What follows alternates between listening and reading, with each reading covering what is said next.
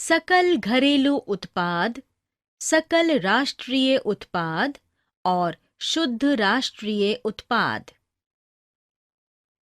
सकल घरेलू उत्पाद और सकल राष्ट्रीय उत्पाद के बीच संबंध। सकल घरेलू उत्पाद जीडीपी और सकल राष्ट्रीय उत्पाद जीएनपी दोनों अर्थव्यवस्था में अंतिम बिक्री के लिए उत्पादित सभी वस्तुओं और सेवाओं के बाजार मूल्य को मापने का प्रयास करते हैं। ये एक निश्चित अवधि के दौरान देश की भौगोलिक सीमाओं के भीतर उत्पादित सभी वस्तुओं और सेवाओं के मौद्रिक मूल्य का प्रतिनिधित्व करता है। निवेशक इस आंकड़े का उपयोग किसी विशेष देश में निवेश के बारे में निर्णय लेने के लिए करते हैं, जबकि सरकारें नीतियों को तैयार करने के लिए इसका इस्तेमाल करती हैं। सकल राष्ट्रीय उत्पाद जीएनपी किसी भी देश में काम करने या उत्पादन करने वाले किसी विशेष देश के सभी नागरिकों या निगमों के उत्पादन के स्तर को मापता है।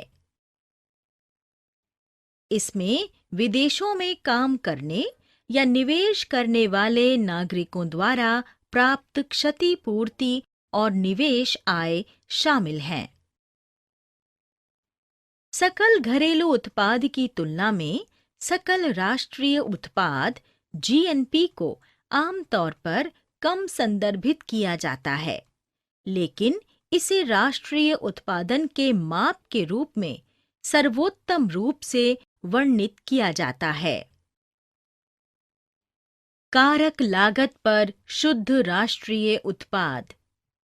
शुद्ध राष्ट्रीय उत्पाद एनएनपी सकल राष्ट्रीय उत्पाद जीएनपी को संदर्भित करता है, जो कि किसी भी समय के दौरान किसी देश या अन्य राजनीति के उत्पादन के कारकों द्वारा उत्पादित सभी अंतिम वस्तुओं और सेवाओं के कुल बाजार मूल्य में से मूल्यह्रास घटाने पर प्राप्त मान है।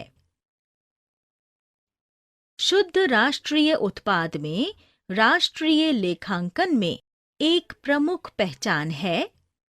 अर्थशास्त्र अनुसंधान में इसके उपयोग को आमतौर पर राष्ट्रीय आय के माप के रूप में सकल घरेलू या राष्ट्रीय उत्पाद के उपयोग से अधिक्रमित कर लिया गया है।